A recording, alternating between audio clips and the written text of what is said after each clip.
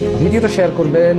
আপনার হতে পারে আপনার ঘরে, ওয়াল্লাহি ইভেন আপনার ঘরে এমন মানুষ পাওয়া যায় যে সালাতের নিয়ম জানে না, যে সালাতের শুরু এই জন্য আদায় করে না, তার মনে হয় যে সে সূরা পারে না, সে দোয়া পারে না।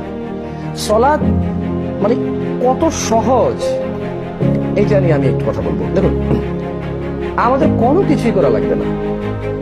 সর্বপ্রথম একজন মানুষ 3 ভাবে তাকবীর বাঁধতে পারে।